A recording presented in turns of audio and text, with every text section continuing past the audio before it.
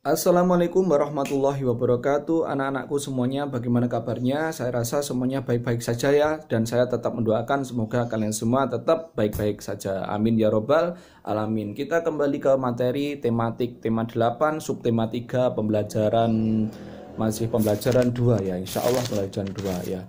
Kalau di buku kalian bisa lihat pada halaman 82 dan seterusnya. Di situ ada pengaruh gaya terhadap gerak benda. Kemarin sudah saya jelaskan ya pada video saya sebelum ini, kalian bisa cek, dicari itu ada kok.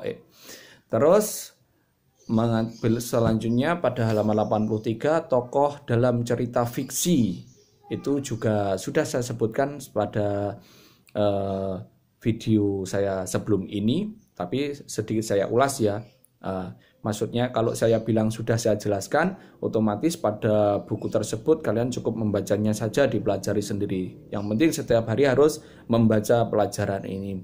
Nah, pada pembelajaran 3, halaman 83 itu tokoh dalam cerita fiksi. Yang pertama, nggak apa-apa meskipun pada video saya sebelumnya sudah saya jelaskan. Itu yang pertama, tokoh itu ada tokoh utama, tokoh pembantu, dan tokoh tokoh pembantu ya. Ada tokoh pembantu, terus ada lagi yang namanya tokoh protagonis dan tokoh antagonis. Kalian pastinya tahu, tokoh utama sudah sering saya jelaskan bahwa tokoh utama itu adalah tokoh yang paling sering muncul atau sering dibicarakan pada sebuah cerita. Itulah yang disebut tokoh utama. Biasanya kalau di kelas saya mencontohkan pada kartun Upin dan Ipin. Tokoh utamanya kalian pasti tahu siapa? Upin dan Ipin, bukan si Mail, bukan dan teman-temannya. Itulah tokoh yang paling sering muncul, itu adalah tokoh utama. Dan yang lainnya pasti disebut sebagai tokoh pembantu.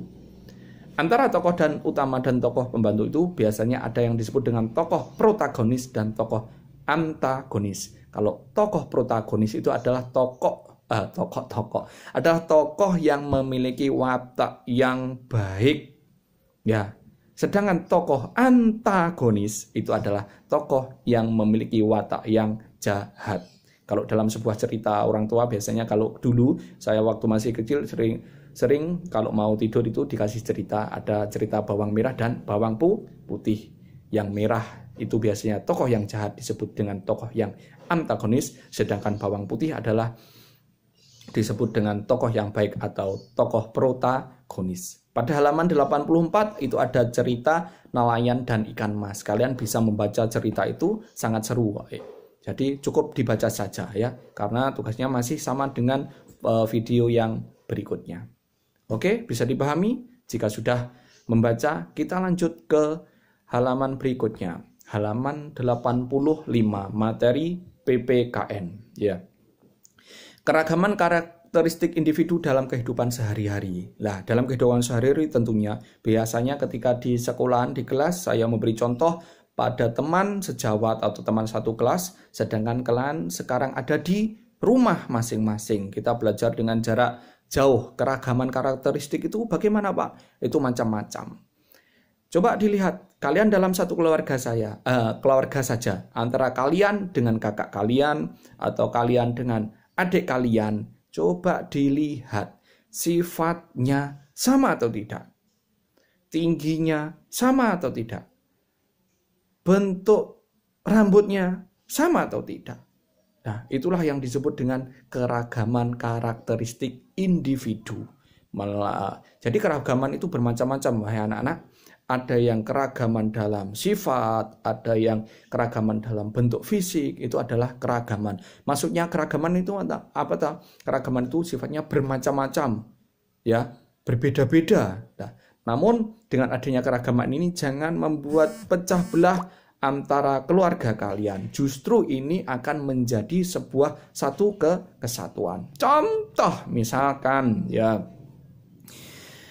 kalian dalam satu keluarga ada yang gemuk, ada yang kurus. Mohon maaf ya, ada yang gemuk, ada yang kurus.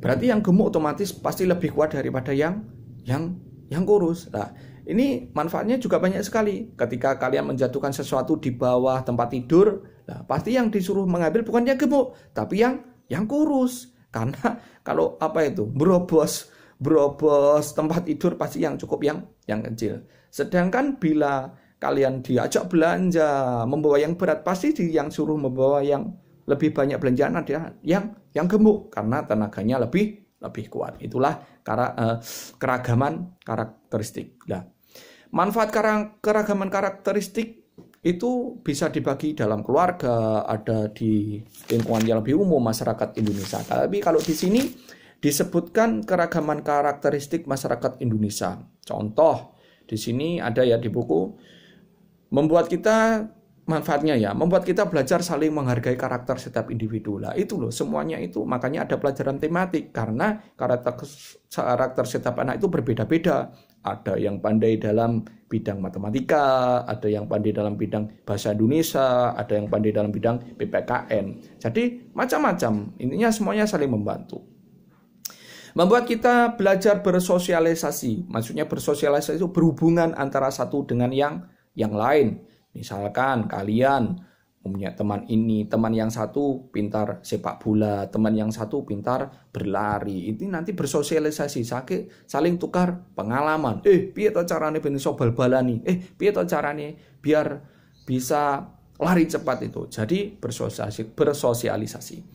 Membuat kita belajar toleransi. Ingat, apa arti toleransi? Toleransi itu adalah saling menghormati. Soalnya setiap orang itu mempunyai kelebihan sendiri-sendiri. Kalian jangan pernah mencaci atau Jawanya ngelok nih konconi. Karena setiap orang pasti punya kelebihan dan kelemahan. Yang keempat yaitu saling melengkapi sesama individu. Maksudnya apa? Yang pada poin 1 tadi, saling mengisi, melengkapi. Aku nggak iso ngene, awakmu sing iso ngene. Iki wangono sik, engko lek awakmu nggak iso ganti aku sing nyewangi. Seperti itu, ya, saling melengkapi. Dan yang terakhir adalah hidup rukun. Kita sebagai warga negara harus saling hidup rukun, maupun dimanapun kita berada, mau di rumah, mau di sekolah, maupun di masyarakat, kita harus saling hidup rukun. Jangan pernah saling bermusuhan, ya, sesama saudara jangan pernah saling bermusuhan. Mungkin itu dulu yang saya sampaikan, anak-anak. Ada pertanyaan bisa tulis di komentar. Jika tidak ada pertanyaan, saya akhiri. Cukup sekian ya. Nanti ada apa-apa tanya di komentar, pasti saya jawab. Insya Allah saya jawab. Nah, sekian dan wassalamualaikum warahmatullahi wabarakatuh.